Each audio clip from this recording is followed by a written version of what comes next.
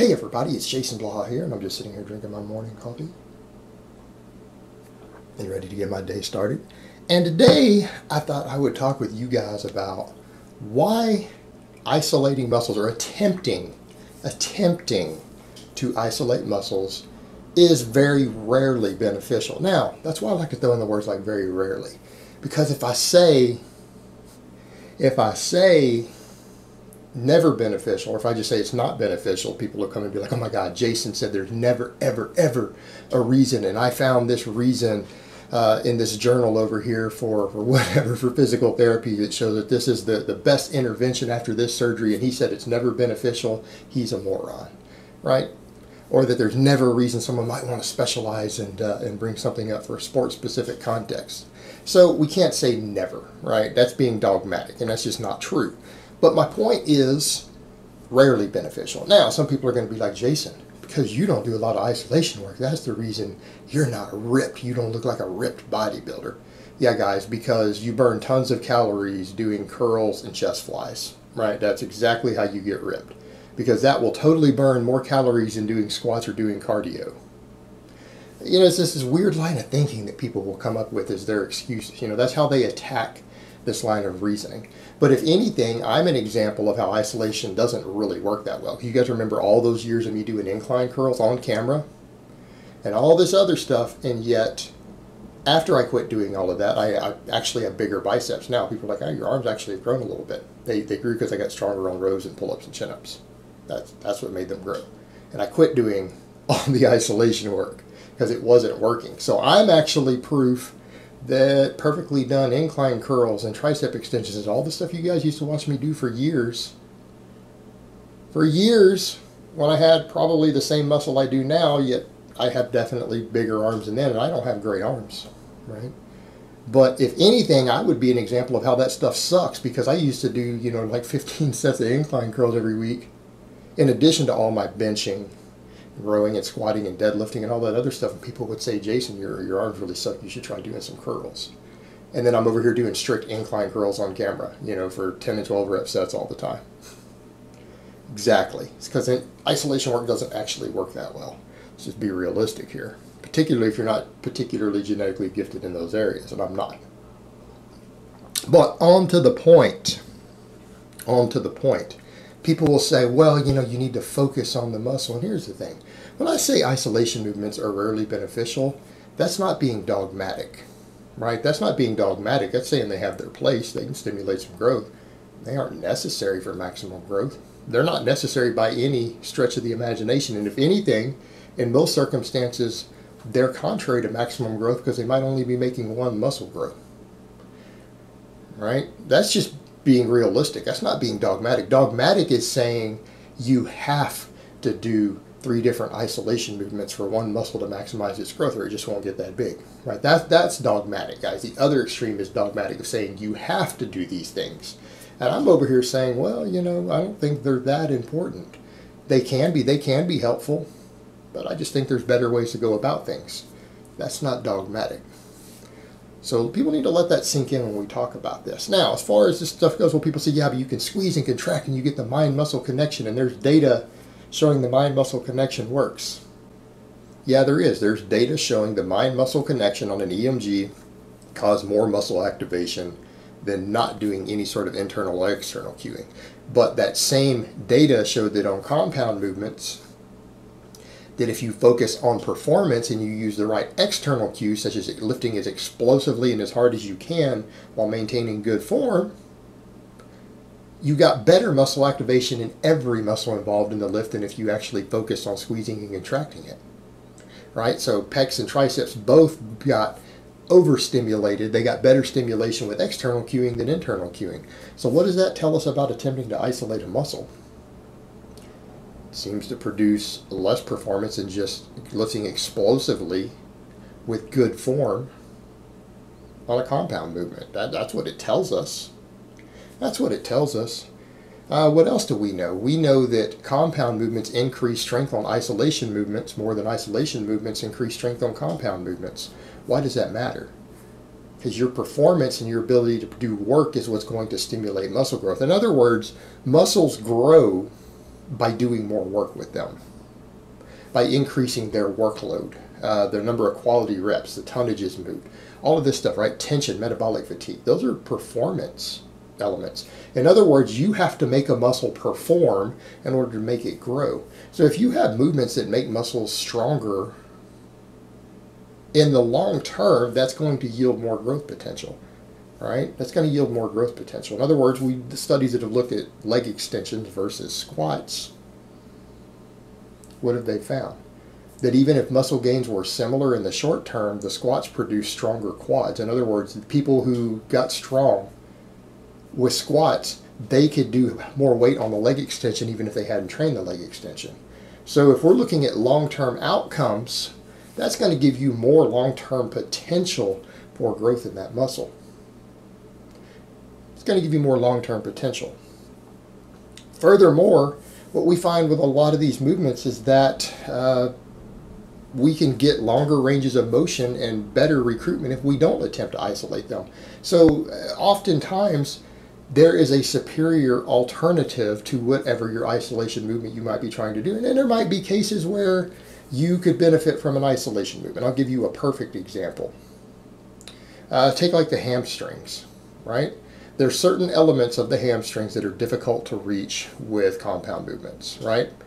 Like a standing leg curl can do things for your hamstring that a hip hinge can't do, such as a deadlift, Romanian deadlift, any of that, right? There's one head of it that doesn't get hit as well.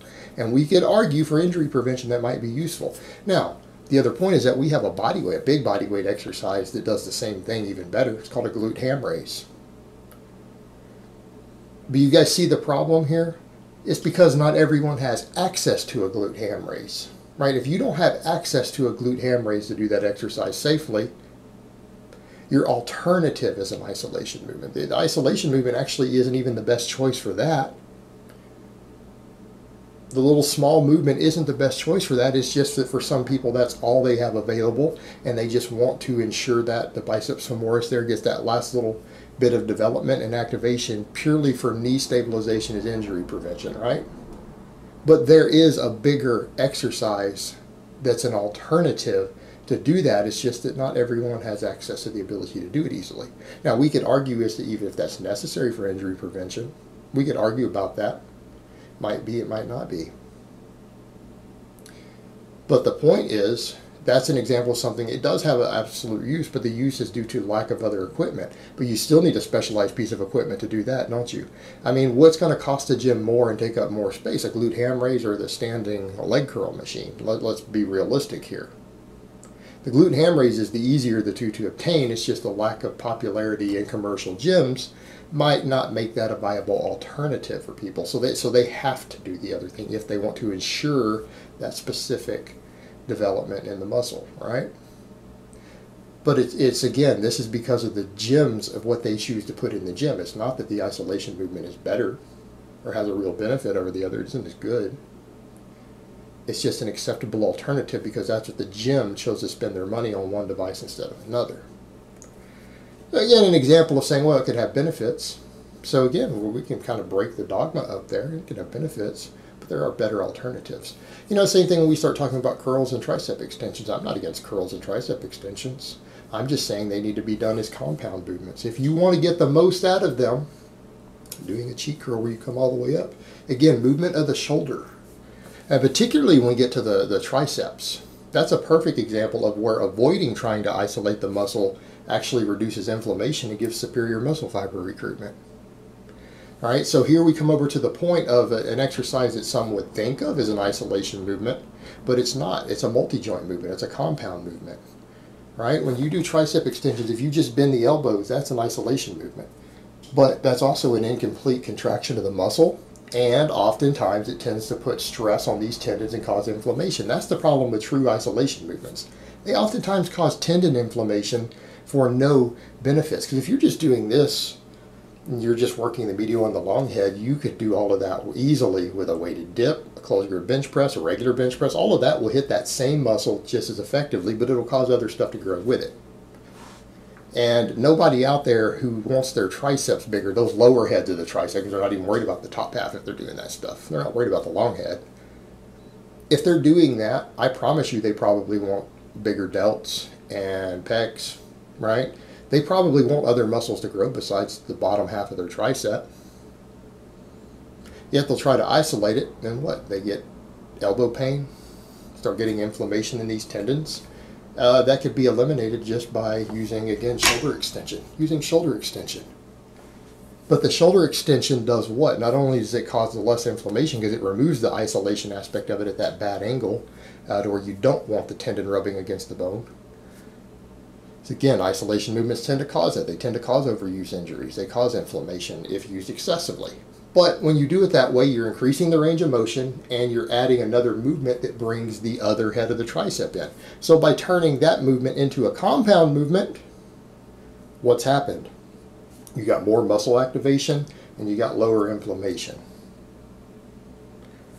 And it's the same thing when we come over to curls. When we come over to curls, there are tangible benefits to doing a curl to where you actually rotate the shoulder and bring it further up. There are benefits to that. And it turns it into a compound movement. And people need to remember, isolation movements are difficult to train. You can do them as exercises, but that's all that they are. Training them becomes difficult, and that's something you could look at. If you look at over a 6-month periodization program, or however you write a program, and you take an isolation movement and you take a compound movement, you will find that you can actually continually progress on a compound movement because there's a training, there's a movement pattern element that can continue to be trained.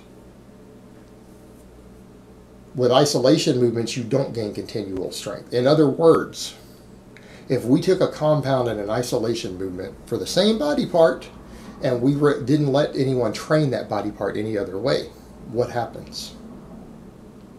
After about 6 to 8 weeks, you stop progressing completely on the isolation movement. Compound movement can be periodized to keep making progress for 6 months. The isolation movement, even if you periodize it, you'll come back and you're going to find your strength for the same number of reps and weight with the same form is going to be about the same as it was at 8 weeks, even at the 6-month mark. It's not going to increase markedly. Usually people who are getting stronger on their isolation movements, it's because the compound movements have made them stronger so that they can keep progressing on it. It's not the isolation movement doing it. So again, we're kind of falling back to the point of, for long-term progress, you simply cannot train these movements the same. And if you don't believe me, if you guys really want to experiment with yourself, go do that. Stop doing all your pulling work for your back and do nothing but really strict curls. Stop doing any back exercise that involves the biceps, because that's where you're getting your bicep strength. And watch how much you stagnate and don't get any stronger on the curls. And that's kind of the point. You can't train them. You can't train them. They're literally always done as an afterthought for extra metabolic fatigue after your compound movements. Whereas, and we could argue that in most cases, not every cases, you would probably get more if you just did more compound movements for the same body part. You would probably get more overall growth in the long term. Again, there are going to be exceptions. So we're just talking about the majority of the time. And this isn't something I'm saying, hey, this is a dogmatic philosophy, you have to follow this or you're wrong. No, I'm just saying most of the time, you're probably going to get a little better growth if you just pick a good compound movement for it, if you need extra volume. Now, that being said, doesn't mean that's all you have to do. And we're not saying that you're going to get better growth every time. You just have more potential in the long term. And it's as simple as that. But, you do whatever you want to do, guys. All right, guys, but that's really all I have to say on that today. So I hope it's been informative, and I will talk to you guys next time.